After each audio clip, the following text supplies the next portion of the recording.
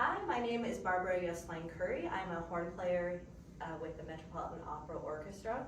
For the first time in Met history, we have 3 women conducting 3 different Puccini operas, all within the same month. And I'm excited to be here today with all of them. Next to me, we have the conductor of La Rondine, Speranza Scappucci. Nice. Welcome. Nice to see you. And the conductor of Turandot, we have Oksana Lyniv. Hey, I got it right. And later we'll have Maestro Zhang here as well, who is conducting Madame Butterfly. So, you've conducted at the Met before, Yes. and this is your first Yes. time. Yes. So, tell me what it was like for your first time conducting at the Met. So last year I debuted in Rigoletto. It was an incredible experience for me. I was in the music staff here many years ago as a pianist, and to be able to come back after many years to lead this incredible orchestra and chorus, it was just thrilling. And Rigoletto is a score that of course has been played forever here, but what I found was incredible was even just with one reading and one stage and orchestra, how the orchestra really reacts to how different the conductors do the repertoire, and it's such an incredible flexibility there. Yeah, we have played it a few times. Yeah, but people could get stuck in the idea, Yes. we do it this way, so we're, and instead, as a conductor, I think it's very beautiful when it happens that you try to launch a different tempo or a different idea, and it all comes together so beautiful. Yeah, and it's with La Rondine, of course, it's a different piece. It's not in the repertoire as much. No, I think it's been many years. Many years that we've been here. So as you can see in the rehearsals, we're discovering also new things about it together, which I think is also very beautiful. Yeah, it's a beautiful, beautiful opera. Yeah. And so how about for yourself? Have you conducted Turandot anywhere else? Yes, I already conducted Turandot for many years before. My first Turandot was in Ukraine, in the National Opera House Odessa, where it was a part of repertoire. At first I was assistant, after also conductor. And 2 years ago, when the full invasion war just started, I conducted the Turandot production in Teatro Opera di Roma. Yes, and with Ai Weiwei, it was also very significant production because Ai Weiwei, as an artist and dissident, he put this in focus, the political and social problems of our world, not just Ukraine, but around the world. And the score of Turandot is very particular because it's the last opera of Puccini. Puccini didn't finish this opera, we know. Also here we are playing Alfano finale, second Alfano finale, but it's very significant score because Puccini was already more than 60 years old, and he was aware about the music development, what was happened around. I think the challenge for conductor to make it present, not just think about Puccini as a greatest Italian popular composer, but also to bring his experiment in this score, to bring this to the audience, to make the sound difference in the orchestra. So it's a huge production. Of course, for me, it's a great honor to conduct this historical, legendary Zeffirelli production, because like now you cannot find something like this anymore in the world. And of course it's great that Metropolitan is still keeping this in the repertoire, because I think I really can say everybody who has a chance to visit New York and to go to this production should do this, because it's become a history already now. Because it's so, every costume, every part of stage, even during the rehearsals, even piano rehearsal in the orchestra pit, I am conducting and I am forgetting to look to the music and to give the key, because it's like, wow. So I see this in front of me in every details, and it's made with incredible knowledge to China, to tradition, to culture. And so it's exciting score, because on the end, behind all these ornaments and gold on everything what we see, this is the most important question which Puccini brought with Turandot. It's love against violence. And I think it's so important message because he composes already 1924. Before his surgery, after that he died, he still wanted to work on the Turandot to complete this, and I think this is for me like the statement, like the message to our modern generations, because now we are, you know, our society, it's developing technically, and we are becoming faster and digital and global world, yes, but the animal, the soul of people remains like it was also in antique time. We are vulnerable, we are sensitive to, we should keep this contact, should keep, remain empathic, remain, understand, be able to find the connections through borders, through ages, so like to be what we are speaking all about, to be more, how to say, loyal to also to each other, despite into all difference which are dividing us. And I think this is Turandot what is speaking about. It starts with blood, with violence, and it's just a small you who is starting to sacrifice himself to help Calaf, and Calaf who wants to win the cold heart of Turandot, which is just the mask, what is just because inside he believes that even the hardest person can be able to love, and this is a message. That's very true. That's so well said, and I think there's so much power in vulnerability also. And I wonder, I mean, it is International Women's Day today that we're filming, and this whole month, at least in the States, it's International Women's Month.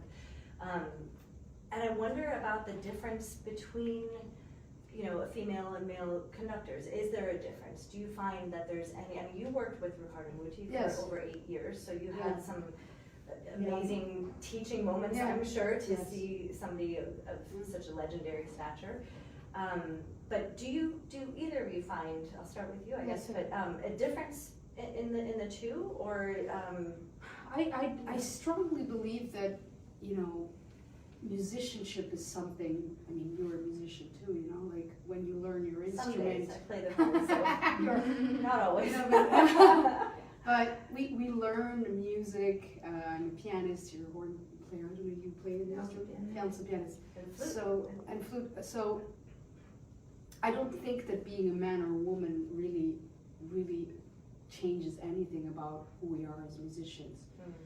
But it's mostly, besides the preparation and everything, that our sensitivity, our musicality, we call it in Italiano, is musicalità, our inclination. Maybe, I don't know if this is, you know, you can say woman or man, the way of working could be maybe, some people, for example, tell me when I'm in a rehearsal room, whether it's with the singers or with the orchestra, that I have a sense of collaboration, you know, that I want to always try and find solutions and everything.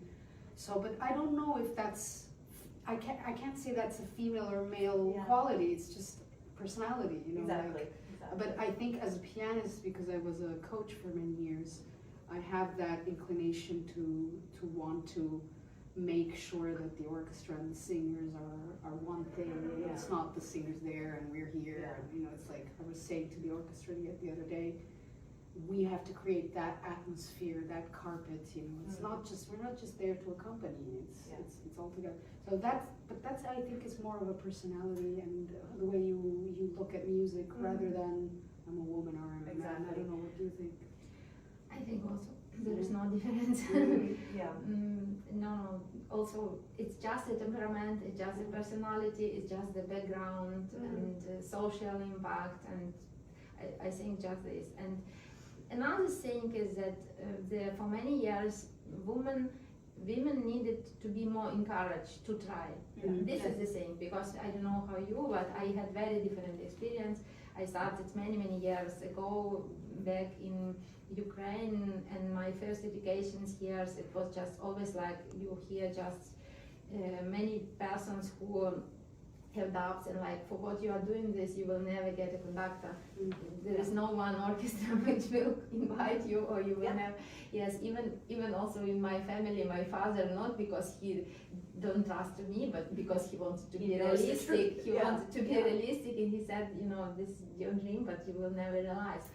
And it was just hard, like to go on the beginning, to feel very alone, to do this way. But now it's really times change, and Yeah, this is so that great helps to us see. because the times does. have changed. Yes, now really times change, and when now I see, because I am working also a lot with young women conductor as assistants. Yes, like inviting them to assist or collaborate, for example, with my youth orchestra of Ukraine or something like this.